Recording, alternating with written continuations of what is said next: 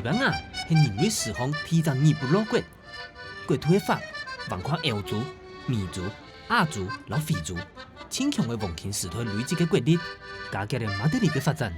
8年来，古建筑老显推态了，落落格格，还启动了多元的文化族群，是一还是慢慢散布的历史名山。今日就听听人到马德里的新创，你条门广场拜访新一头的客家乡亲 Cat。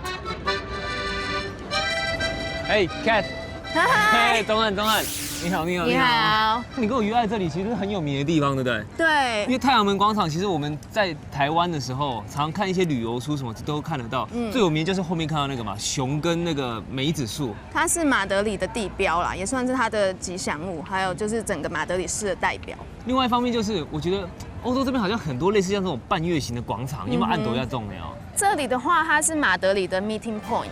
因为西班牙现在经济不景气，失业率很高，所以有各式各样的团体就会开始抗议嘛，或是罢工。那通常他们都会聚集在太阳门广场来抗议。那尤其像是跨年的时候，太阳门广场也是西班牙最重要的广场，因为他们跨年的时候要在半夜12点的倒数1分钟。开始期待要吃12颗葡萄倒数哦，我有看过这个。对，所以到最后的15秒呢，大家就开始准备，因为每一秒钟就会敲一次钟，然后敲一次大家就要吞1颗葡萄，所以这里会聚集非常多的年轻人在吃葡萄，准备12颗葡萄还有酒，那现场就是非常的壮观。那钟就是那一个钟塔。哦，就是那个钟塔。对，你第一拜来西班牙是什么时候？2004年的圣诞节。哦，19年前。不过按呢，马德里都在双线漫改用那些赏识呢。虽然它是西班牙的首都，可是要比起国际化的程度，还是跟巴塞隆纳现在还是有一些稍微的差距。这几年他想要开始追上巴塞隆纳还有其他国际大城的脚步。所以说，你现在会看到很多国际名品进驻。你要说建筑的外观的话，是没有什么差别的。基本上建筑物是都要被保护下来的。其实很多城市，我觉得发展到最后都很像。如果你只拍一个角落的话，你搞不好会发现你分不出来是哪个城市。像我男朋友他从巴塞隆纳搬回来，就是因为觉得巴塞隆纳已经饱和了。你看不到一个可能的发展性了，所以现在在马德里你就可以看到它一步一步在改变。所以现在住在这里有趣的地方在这，但是我觉得它住起来很像台北，就它不是一个太大的大都会，不像纽约啊、东京啊、上海、新加坡或香港，住起来会觉得压力很大。其实真的看不太到什么高楼大厦。我记得我坐车的时候，大家只有看到4、5栋比较类似像现代化的东西。有4栋，就是马德里的地标，然后它在马德里的商业金融区，所以那个地方你会看到比较多就是上班族，然后那边的步调会比较快，但整体比较起来，生活的步调还是慢一点，然后大家人与人的距离也比较近，比较像台湾，就是人情味比较浓。黄金时代高铁，马德里经过拿破仑大年来内战。老独裁者弗朗哥将军40年的统治，虽然期间闪过了2次大战的战火，不过马德里的发展，一直到1975年独裁统治过后，当正经的开始。不过，做对同时参加一个上市的变化，我也看到东分马德里的原因，听得起浓浓西风度，向下体验马德里的魅力。那我们今天带你来吃油条。油条，西班牙要配油条，就有大的叫 podras， 然后很像油条；小的叫 churros， 像吉拿棒。这边算是一个很有名的店吗？因为我看其实大排长龙。这是马德里的100年巧克力油条店。100年啊？对，它已经有100年以上的历史。那像马德里这边有很多知名的100年老店，那市政府为了表扬和鼓励他们的贡献，所以就会送给这些100年老店一块名牌。而且我看到不只有当地人，好像很多观光客都来这边吃。有，因为在欧洲其他国家看不到，所以就算是欧洲的观光客来这边也会来吃。哦，那跟台湾 Q 一样，我们是当早餐吃吗？这也是当早餐吃。这边也是当早餐吃，但这家店厉害是它是24小时。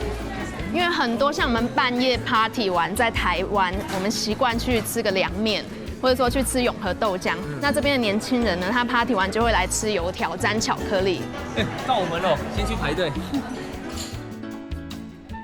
也演得是西班牙人伫寒天装饰的好东西，本人看作是西班牙街坊介酒的同好组合。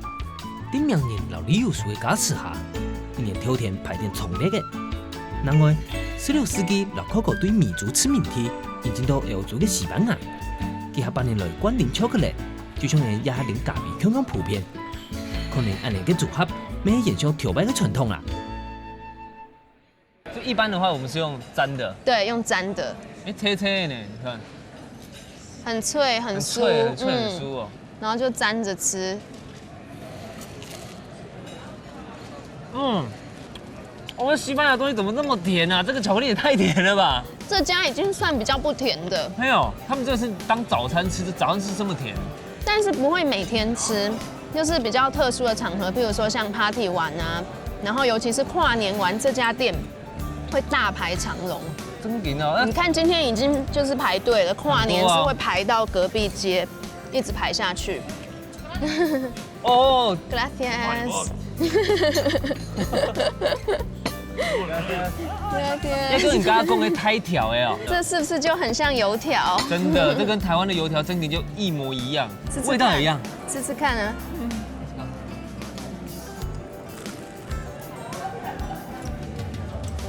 像吗？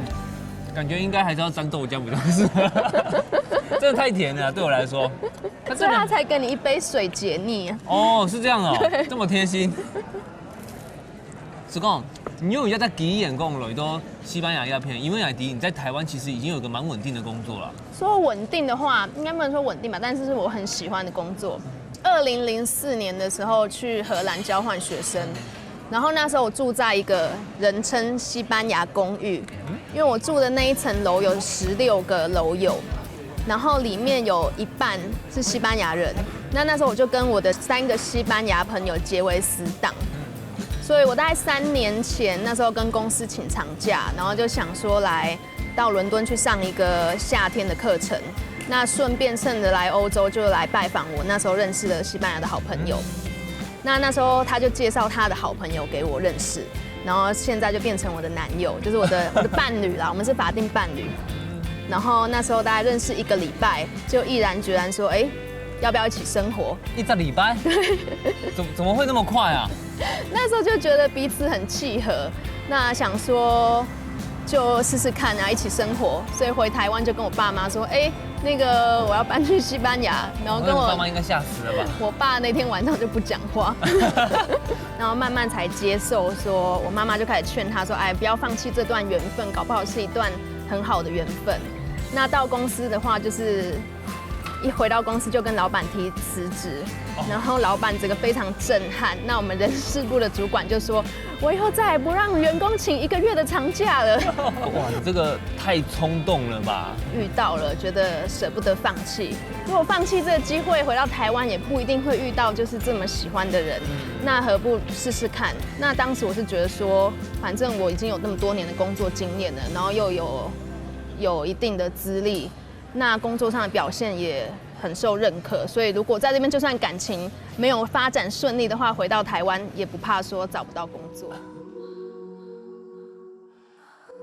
迄讲迄又要做出乜个样嘅家庭咯？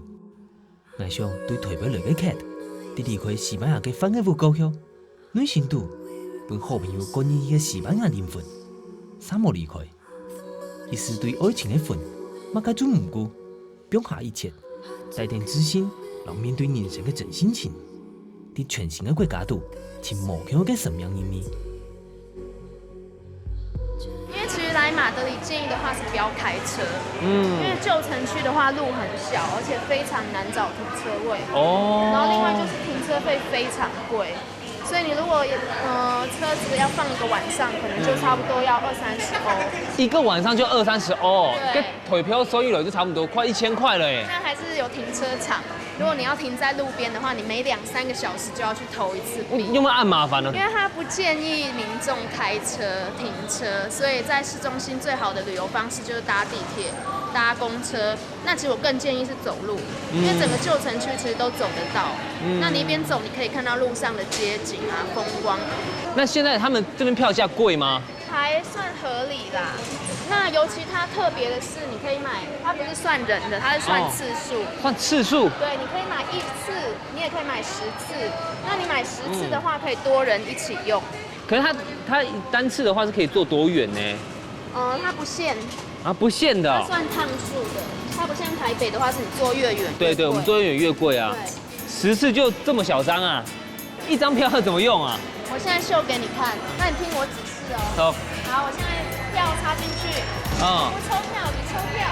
我抽票，对，然后你再插进去。我再插进去，那你要记得抽走。抽走就过来呢。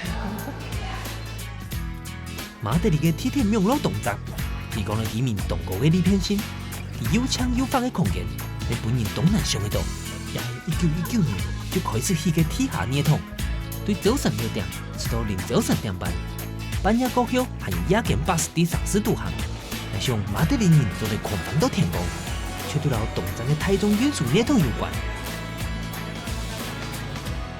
现在在马德里的市中心太阳门广场的站，所以要小心一下，就是因为附近这边游客多嘛，就会有一些扒手啊、偷鹅，所以把背包往前背。你讲这个我非常有心得，你一讲我突然有点汗毛竖起来，因为我之前也是去欧洲旅游的时候，也是被偷了一只手机，也是在地铁站里面，这边也是相同的状况啊。其实治安没有人人说的那么差，我觉得是有点被太夸张化。但是当然，你只要游客多，就有肥羊嘛，所以当然还是要小心谨慎。那我目前这3年来是还没有遇过扒手、小偷，以前来玩的时候有朋友遇过。那当然是希望就是运气不要太差，所以还是平常要小心。像我就会，你讲黑暗的讲，相信他说这边其实没有那么严重，不更宽。他的手其实一直是抓着这个包包的，其实你还是你要有警觉性，但是你不用怀疑所有的人。那当然，你看到一些人物比较可疑的话，你还是要特别的留意。所以像在这边，你不要放空，你就要随时注意身边的人。尤其你看到人多的时候，你不知道就是有没有人特别要靠近你的时候，就还是要注意。无论其他国家比较，和正经离台湾的资源，在全世界算是前几名嘅。故作台湾人伫外国，电脑看无见过新，尤其西班牙嘅车咧，迄个无用炮力，一个刀嘅冲嘅，无跳过400欧元，就算係本人做到，咩唔算犯罪，始終係違規。睇睇一下嘅就都在對警察局表出來咧。故作車嘅集團東等人飛，台灣人伫我尾所以較細膩條嘅呢。那我带你去看我男朋友的工作室。马该用的工作室呢？看一下。嘿嘿嘿。给答。哦，好啦，Nice to meet you， hola。那个孔玉磊就是一个真的是个艺术工作者哎。其实马德里呢，可以说是全世界酒吧密度最高的城市。那尤其我现在带你来的这一区呢，有非常多的老酒馆。像我今天带你来的这一间呢，就是一间100年酒馆，而且以前海明威常常来。那海明威是写《老人与海》那个海明威吗？没错，我们到了，走，你进去。这一间啊？对。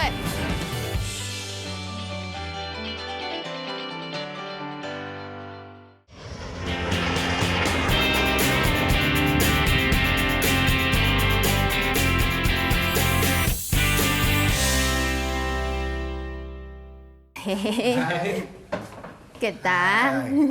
哦，好啦，Nice to meet you， hola。那个孔玉磊就是一个真的是个艺术工作者哎，而且我看这边还有这个油画，他是不是专门在画油画的？那只是他的兴趣啦。兴趣都画这么好？他其实一直都是 freelancer。那他最早刚开始工作是做美术设计、视觉设计。那其实他现在还是在做这一块。那但是因为他后来对摄影有兴趣嘛，就自己开始玩摄影。那他这几年就把重心转到摄影上面，所以他就请了一个员工帮他继续做视觉设计那一块。除了平面摄影呢，他自己也拍一些影片。所以前2年夏天，其实我们都有回台湾去拍广告片。哦，有回台湾工作过了，有2次。哦，所以有来过台湾啊。有，他很喜欢。除了 Carlos 涉猎这么多方面的工作，那你会跟他一起做吗？我大概去年10月底开始工作。那在那之前的话，他有一些比较国际性的工作，那要跟一些讲英文的客户做联系沟通的话，我就会帮他，还有或者他的工作伙伴跟那些客户沟通，或是写成文字跟制作公司跟客户沟通的话，通常就是他告诉我他的想法。那我能够把它传递成对文字或是语言。Hey Carlos, you have been to Taiwan for work, right? Yeah. So what's your experience for work in Taiwan? La experiencia fue, creo que hay muy buenos profesionales en Taiwan. 他觉得就是台湾有很多很专业的人才，所有工作人员或是客户对待他都非常的有礼，然后非常的热情。所以他觉得他没办法再要求更多了，他只希望可以再回去工作。You have been to Taiwan for work, and you also do job in Spain. So what's the difference? La diferencia quizás no está en la profesionalidad. En los dos sitios encuentras gentes muy profesionales, ¿no? Muy activas. Quizás la mayor 以 diferencia 专业程度来说，两边其实是没有什么太大差异。那比较不同的是两边的工作的进度。在台湾的话，就是拍一拍，中午休息吃饭时间，便当10分钟，然后大家就继续拍。Yeah. 然后这边的话，当然就是时间会比较松一点，做事的风格上不一样，但专业程度是差不多的。So are you used to the tempo of Taiwan Yes, style? I'm not used, of course, but I like it very much. You like it? I could be used to that. Yes, yes, because everybody wants to finish earlier, no? Everybody wants 耶，他工作上很严谨，虽然他就是看起来好像是很艺术家性格，可他工作是非常有纪律，然后非常有规划的，所以他对于台湾这种方式，他其实比较喜欢。那在西班牙，他就觉得说，哦，你去一个会，你不知道什么时候要结束，他没有办法安排他接下来要做的事。对。虽然 Kate 是个没有伫马德里有名的双红人，走国际发展铺满嘅条路，不过做事动强、动结节嘅 Kate， 行开卡洛斯亲爱嘅做事盘，行小杠杆，留创作嘅灵感，用啥上蹦上浅，上富欣赏对方亲密好嘅素材，用感情留思念问题。也下开始变事业嘅 Carlos 就选择伫马德里参加，成立7个嘅工作室。那个潘同事哦，真的很有创意又很有活力的感觉。因为同事都很年轻啊，而且就大家都是创意人，做影像啊，做视觉的。但这些都是跟 Carlos 一起合作开公司的朋友。其实不是，像 Carlos 他主要是做设计跟摄影嘛，那其他这4、5个同事呢，主要他们是另外一家制作工作室。哦，对，某空嘅公司要甲强下安尼哦。因为其实可以说这叫做一个 co-working 的概念，就是大家都是做影像这一块嘛，那有人是做插画，有人做室内设计，有人是导演，有人会做剪接，有人是做摄影，那大家都集合在一起。那合租一个办公室，第一个是可以省一些租金，那第二个是大家有工作的时候可以互相介绍给对方，等于是团结力量大嘛，就不用说自己一个人在外面打拼，那彼此有工作就可以互相分享给对方。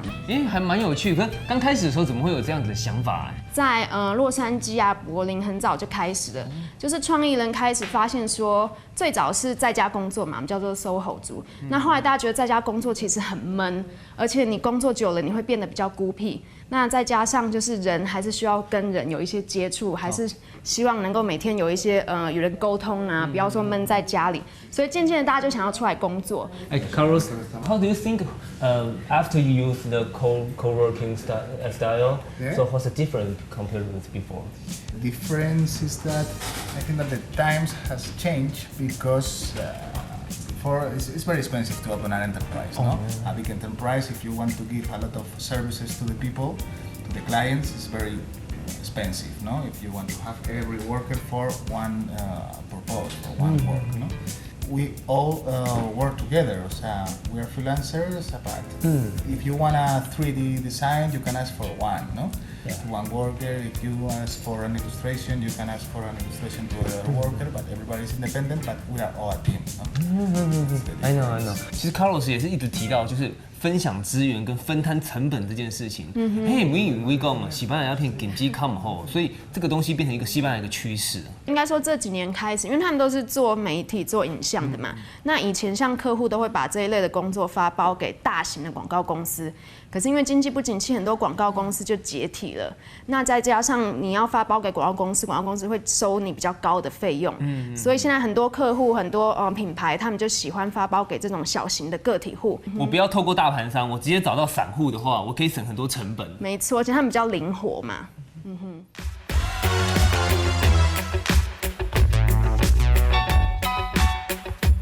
米兰阿邦人有在媒体歌曲，西班牙三万大兵，本人看到有做个附属之战。不过大部分的香港人都是跟内撒东南有强硬的感受。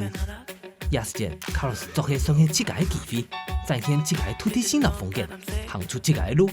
乃基铁钢丝的法来讲，可能因迄啲清华的时代，未系侵犯的时代。但是失业率是真的很高，尤其是年轻人的失业率，平均失业率大概20几%，实际的数字不知道，但是有一个概念。可是20几%哦。然后台湾的避下后呢，台湾其实我们台湾也是在叫，觉得失业率算蛮高，差不多会5% 或者6%，要不然20%啊。所以这里每4个人就有1个人是失业的，所以其实有很多有能力讲英文或是讲德文的年轻人，他们都到英国和德国去工作，所以也是有一个人才外流的现象。而且除了失业率高以外，这里的平均薪资也比欧洲其他国家来的低很多，跟差不多会几多嘞？像西班牙这边最低法定薪资是600-700欧，才快要3万块台币，可是这边2万物价这样很不行吧？所以其实就是年轻人还蛮辛苦的，而且像大学生毕业比较幸运的话，月薪大概1000出头欧元。像我英文老师的儿子是双硕士工程师，月薪800欧，800块才3万块台币啊！所以他根本没有办法跟朋友一起合租房子。那现在这边很多年轻人呢，就搬回家跟爸爸妈妈一起住。那我还是想问一下 Carlos， 他如果没有接到 case 的时候，他会不会很担心？因为我觉得自由工作者其实最担心就是这个。I've heard the Spanish people it's hard to find work. How do you think? Yes, for the young people now it's very hard to find a job. In fact, I think that we are the only people in Spain that are working just now. These 6 people. 他开玩笑的啦。希望讲个唐人妈个同事。西班牙天伫希腊协会，迄前后做4年里天2个国家，其中教育体呢，老产业嘅无力加强下，受到当地人嘅批评，老造成经济唔好嘅原因之一。不过，就算啲事业老做某一个双重打击下，西班牙人行喺同僚嘅生活，老工作嘅平分，大村大开，小村小市。生命嘅意义总唔得是去累积财富天天，故所有机会，客人要去马德里各地去行了，对各个层面要了解一下上市嘅奖。要紧暗夜9点的呢，吼，路况还暗多点动闹热了。因为其实马德里这边就差不多8、9点，大家下班以后呢，就喜欢跟朋友出来喝一杯，因为他们很懂得生活。那尤其是礼拜五，有的公司行号可能下午1点啊，或3点就下班了。下主条3点就下班了哦。对，所以福利非常好。看到一去哦，真给。如果韩国人不知道也看到多少间的酒吧，然后连路边那种露天的都是在喝酒啊。没错，其实马德里呢可以说是全世界酒吧密度最高的城市。那尤其我现在带你来的这一区呢，有非常多的老酒馆。像我今天带你来的这一间呢，就是一间100年酒馆。100年酒馆，而且以前海明威常常来。那海明威是写《老人与海》那个海明威吗？没错，我们到了，走，进去。这一间啊？对。哦。很热闹哎，很热闹啊！尤其西班牙这边特别的是，你到一间酒吧，你不只会看到20几岁的年轻人，或者30几岁，你甚至会看到50几岁、60几岁、70几岁的阿公阿嬷，都会举家大小或跟他们的朋友们一起来。这样就闷呢？怎么那么多年纪比较长的人都会来喝酒啊？其实不只是这个酒吧，其实西班牙整体来说，他们的就是阿公阿嬷、阿姨、阿伯，他们都非常的活跃。所以像他们周末呢，也是会出来跟朋友喝一杯，或是晚上也会跟朋友约了出来喝一杯，然后一起吃饭。所以你在酒馆啊、餐馆常常会看到他们的身影。哎，Salud！哦，西班牙那边东向苏哦，这样一晚上来喝一杯，真的蛮舒服的。很舒服吧，很放松吧，工作压力就一瞬间有点释放掉了。那像这样他们喝一杯，通常会喝到几点？周间的话，其实就是像日本人一样，或者像台湾人一样，就是喝一杯就回家。那当然就只有在比如说周4、周5或周6才会说 party 到天亮，比较晚一点。对。那我好奇，Carlos，are you open to go to hang out with a friend? Yes, since we are 18, 19 years old. Yes. 所以他们这可以开始喝酒的年龄，就开始有机会用酒跟大家的做 hang out 做社交。对，可以说这是他们社交生活的必需品。其实整个欧洲都是。那西班牙人可能就是他们就是更开放、更 casual。可是你气感没有。他想要喝酒啊。可是你气感没有共斗，其实你的心态一直是蛮 open mind 嘛。那看来你来这边适应应该是没什么问题吧？我那时候就有讲到说，我的楼友都是西班牙人，所以很早就了解西班牙人的生活方式。那再加上在台湾，我本来就很爱跟朋友小酌一杯，所以基本上很快就融入了，没有什么适应的问题。我要问问 Carlos， 他讲的话搞不好会比较真。Carlos，do you think the cat is used to the Spain style? I think that she was more Spanish than a lot of people that are Spanish. She has a Spanish heart. 哦，他说你有西班牙的心呢。Kate 讲，因为遗传到阿妹的开朗，故作对热情的西班牙也都懂吃菜，所以愿意不用开形容，讲话咧咧滚，有神奇的西班牙人却对热情的结束。两个情感，让寄托喜怒哀乐的吧，就像西班牙人的天意大福下，无论路轮太西。大三人主导在做一家，要是清早在抓群正是西班牙神方的所在。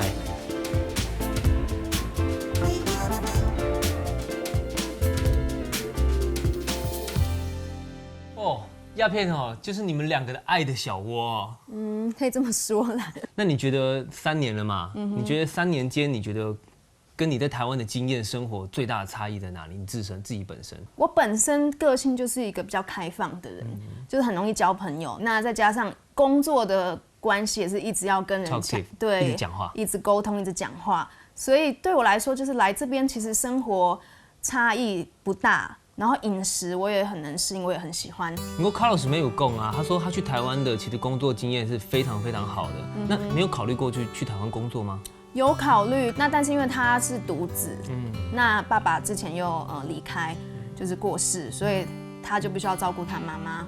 所以我们的现在目标就是说，希望像前2年一样，可能1年有1-2次的 case 可以回台湾或是亚洲其他地方工作。那大部分的时间我们还是会就是定居在西班牙。其实看到现在你坐在这边啊，还有你跟他 Carlos 相处的方式，其实都感觉得出来你是非常非常开心，有点美梦成真的感觉吧。不过你也因为这样子呢，其实放弃了很多，不管是朋友，甚至是父母的感情。你要离家这么远，会后悔吗？不会，我还是会就是选择跟他在一起。就算说前1-2年比较辛苦，可是你不管遇到谁，你都可能会有经济比较辛苦的时候。所以我觉得最重要的还是那个物质生活以外，你心灵方面跟你的伴侣完全契合。那我们不管是个性上、生活方式、价值观，对，家人的关系的经营跟朋友关系的经营，几乎所有的部分我们都很契合。那我爸爸妈妈就是一见到他就还蛮喜欢的，可能就投缘吧，我觉得。所以现在就是家人都很认可，那加上像我们2个人都就是一起打拼事业嘛，所以就是爸爸妈妈也是很肯定。现在我们在一起大概3年了，那是有讨论说，接下来下一步应该还是会，在想说可能会在台湾，就结婚吧。就结婚吧。对，但是还在讨论啊。无照一般人的人生路来行，Kate为了幸福赌一下，佢讲人生就会连连实实的现身组成嘅，你永远唔会知什么会赌到乜嘅。佢讲我是唔知嘅未来，还唔好变个吃得饱嘅当下，点到会行较低的真相，有啲嘅点空又本来当新鲜，因为有几多嘅人都在像 Kate 安尼。面对自家自己的勇气呢？接下来，睇睇落去马德里南方25公里车上的故乡，奥伊纳瑞士堡的工业区，探访经营春田工厂的秋兰子。那我们现在这里就是他们工人包春卷的地方。春姐，你们这春卷全部都是手工做的？对呀，全部是用手工做。那个时候啊，这个好莱坞啊，有很多这个大片都会来西班牙拍片。那很多中国人只要是有机会做临时演员，都去做临时演员啦。他们全家，哎。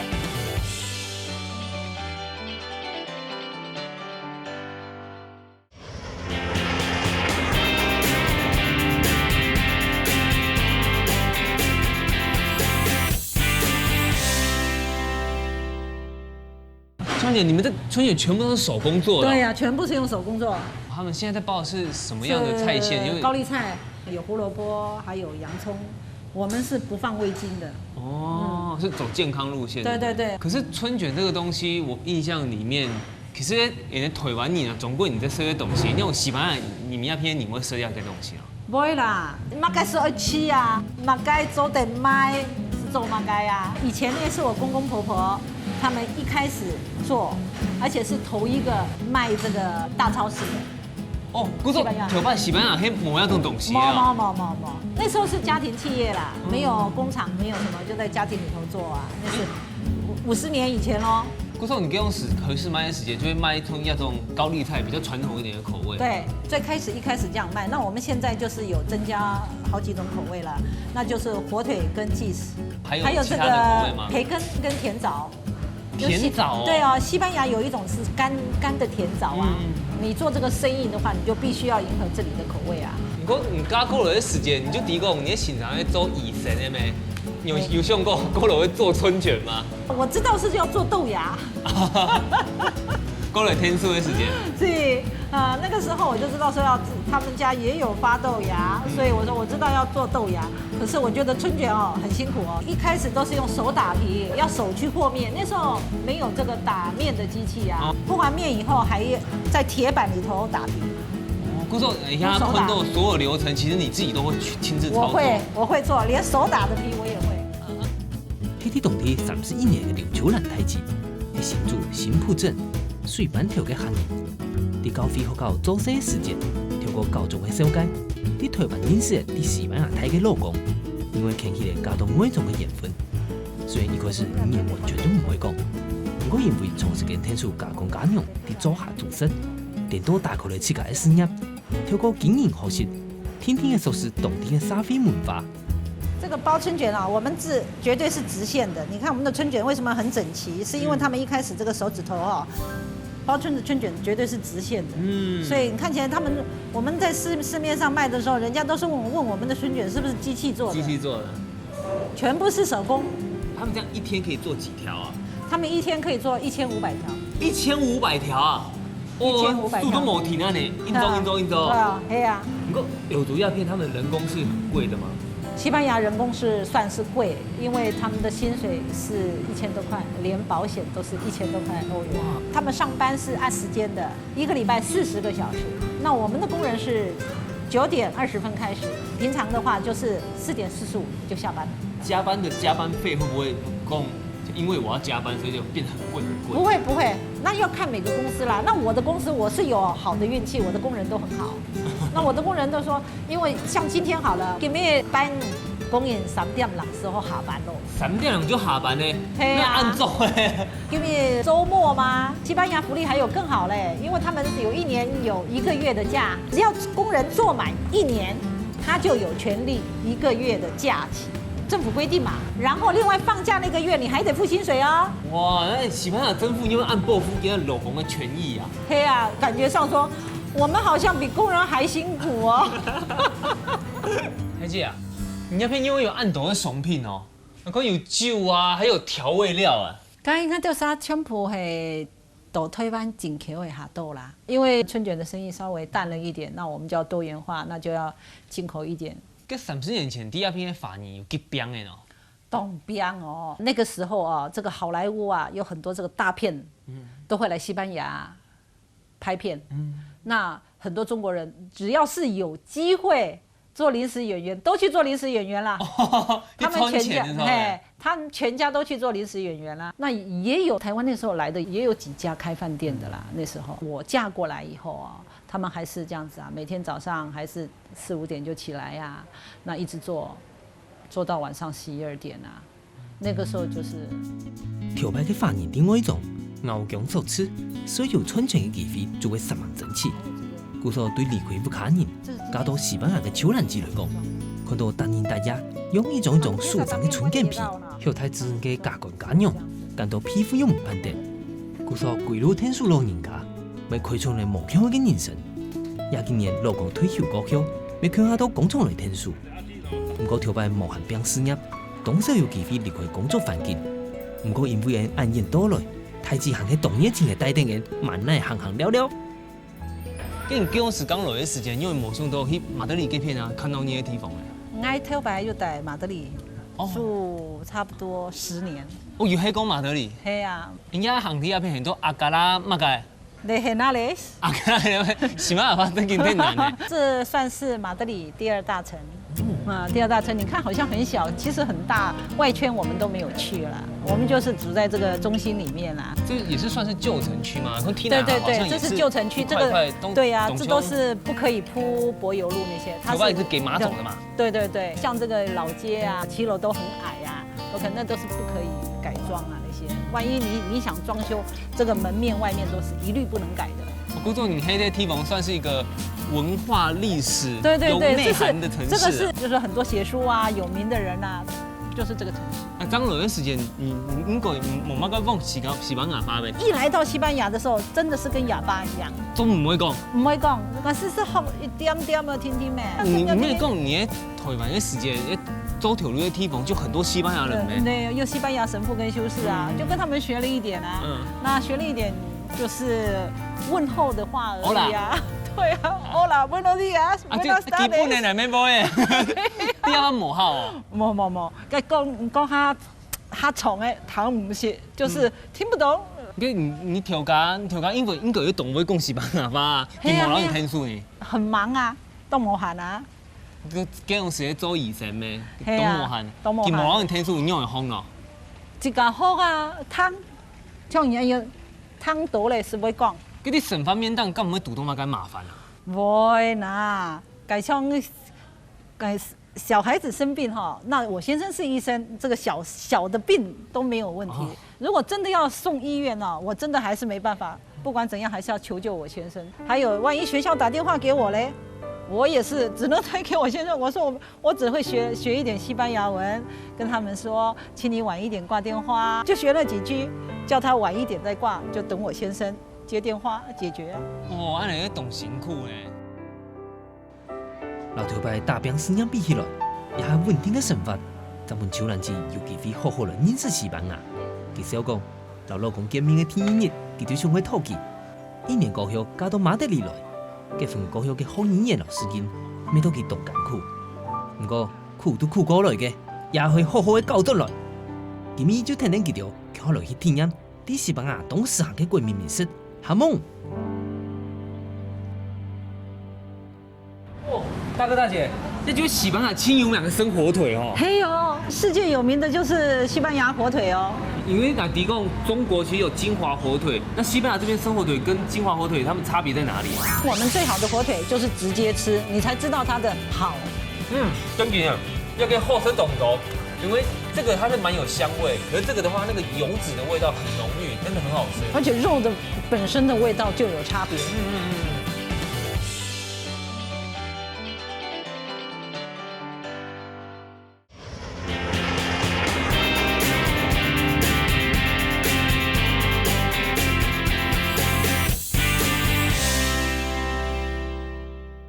因為來提供中國其實有金華火腿，那西班牙這邊生火腿跟金華火腿，它們差別在哪裡啊？西班牙的火腿完全在冷凍的氣溫下醃製，像這一種的伊比利火腿的話，他們是最少要2年到3年。你說一隻火腿製作要2到3年，對，才可以吃。泰狗，你在西班牙的時間，你小時候就常吃這個東西嗎？以前是吃便宜的，現在吃好的。它算很日常的東西啊。對對對，西班牙人從早上開始就早上吃早餐夾麵包，中午也吃啊。中午也吃？對呀，他們不管什麼時候想吃，反正都會有，到處都會有。會不會有暗斗種的火腿？他們是都一樣的味道嗎？沒有，他們是有分等級的。最便宜的火腿是跟那個法國麵包夾着吃，普通就是我們在街面上賣那個1、2塊的那個夾火腿，那是就是便宜的火腿。還有呢，最好的等級啦，就是這個所謂的伊比利火腿，就是說這個豬是放養的，而且是黑色的豬，黑豬。黑豬哦。啊，然後他們吃那個是那個橡果的果子。如果沒有橡果的果子，不是那個時期，它也是在野外吃別的植物的，味道不一樣。所以我們現在應該點點看，嘗一嘗，才知道有沒有分別。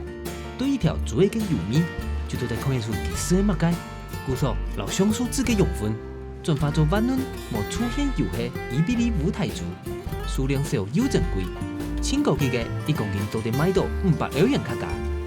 太子講，西班牙嘅哈蒙就對豬嘅血統比例、肉嘅豐實、製造嘅時間長短一條，為判斷無強嘅等級，係講增強嘅認證研究，係还是一门斗争的学问呢。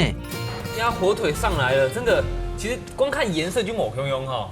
对啊，要尝一尝才知道。我觉得很像我小时候在菜市场会买那个烤肉干、烘肉干的那种口感的感觉啊。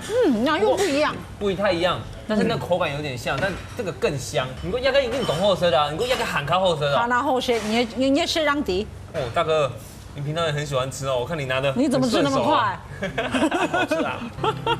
我们最好的火腿就是直接吃，你才知道它的好。真的啊，要给后生懂熟，因为这个它是蛮有香味，可是这个的话，那个油脂的味道很浓郁，真的很好吃。而且肉的本身的味道就有差别。哦，大姐那也很好命呢，来了20-30年这边，那应该西班牙的风景啊和美食都被你吃遍了吧？也是近几年比较常到外面去走，以前也是因为工厂啊、小孩呀、他我时间上都很挤，没有太多的时间。那照你这样讲，你那时候你可以跟我讲一下，你那时候日常生活大概是怎么样？早上我是5点多就起来哦，5点多就要到工厂去，工人差不多都上班了，然后我就去回家接孩子，送学校去，送完学校我再回工厂，就到小孩子下课，那我也下班，就去接孩子回来，然后我就在家里弄晚饭，第二天重复的生活啊。哦，你是让你过要点会省发，其实辛苦先不讲，其实很单调哎，懂某聊哎。大哥，你会不会觉得有点心疼啊？我觉得娶到这个客家女孩真是太棒了，他很好，因为从开始他知道这样做法，而且他知道，我想他自己的心里就是希望是这样做的。那你觉得大姐是个什么样的女生？那能够让你会一见钟情？要是很好的女生啊，还是很好的太太啊，又是很好的母亲啊。你在这么多年，你大姐有没有跟你抱怨过说啊，我真的好辛苦哦，好累哦？没有，他就没有说过。大姐，你从来没有抱怨过啊？有的时候心里是想说，可是一个看到小孩子跟先生这样子，我也很满足了，也没有什么好抱怨的。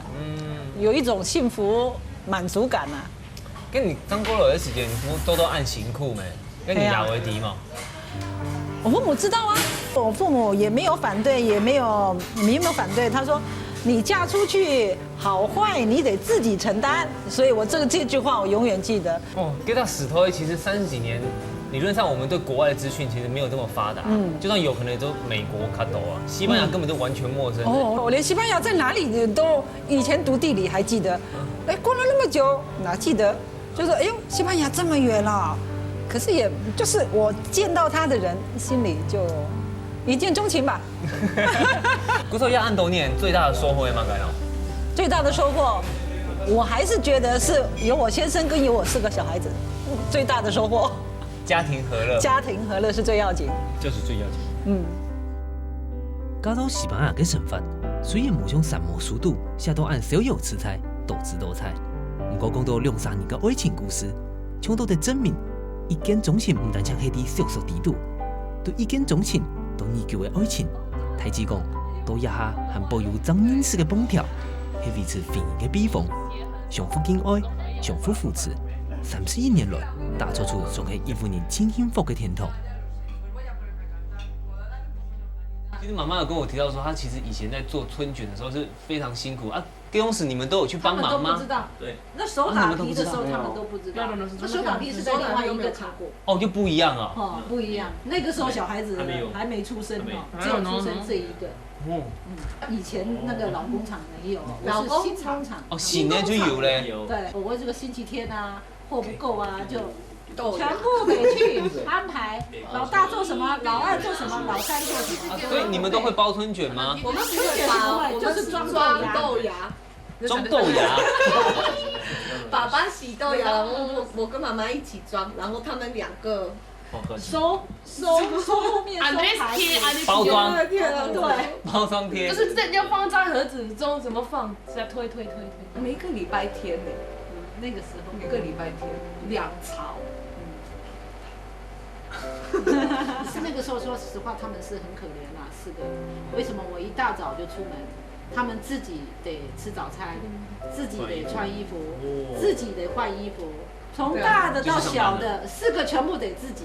那時候爸爸妈妈他们常因为工作的关系，其实都不常在家里嘛。那时候心里面会不会觉得小埋怨，想说啊，爸爸妈妈怎么都没有陪我？也没办法，因为妈妈得就是爸爸车祸的事情，然后妹妹生病，然后妈妈住在医院，跟我妹妹一起住。妹妹那时候是生了什么病？就是血癌血癌，对，白血病。她很小，6岁，我记得6岁，然后就是有一点不知道怎么过日对啊，因为以前就是爸爸车祸，然后这个就是，哎呦，话题很重啊。我们有个朋友就是现在过去的。已经过去了。他说你妈妈很厉害，因为他说他有看过妈妈进去看爸爸的时候很开心，然后出门的时候就是藏起来哭，藏起来去哭，不要爸爸看到。大家也坚强。那个时候遇到了有什么办法？为什么全部都要哭啦？没有，现在雨过天晴了啦。其实现在不管是工厂上面的上轨道，那小孩子其实慢慢都长大了，所以大姐你可以开始轻松一点了，所以不要再哭了。对，要想后来就不哭了。想以前我说很多事情，以前的事情我一讲我就很容易流眼泪，因为是怎么说坎坷是一个接着来的啦。所以。喂，都对了啦，不会啦，因为我先生对我很好啊，4个孩子你们都看都很乖啊，可是我觉得乖，我不要说他们说能事业有成啊怎么样，为我现在他们乖，我就是没有忧虑，知道他们走的路绝对是正的，就够了。就是当然是有苦啦，可是孩子大了，看着他们这样子也都过去了，对，已经过去了，苦尽甘来。人生的路多变化，你们当然想得到，在下年在中国会出现乜咁样嘅竞争困难。面对一层一层的考验，邱兰姐三毛克服，艰难嘅带电扶家人行出去，也下想法天天翻经变，一切嘅艰苦就过去了。在乜嘅做体验过嘅人生路上，我想邱兰姐做出自己嘅幸福度，请到真坚定嘅信用，每每看到下岗唔心。为爱帮助一切的胆识和勇气，一路上走过来，无怨无悔，有好先生，有4个好孩子。虽然是生活是坎坎坷坷啦，他车祸，我小孩子又生病，还有家庭的问题，我自己也是很难的走过来啦。可是现在算是雨过天晴了啦，现在都很好，很高兴，过着幸福的日子。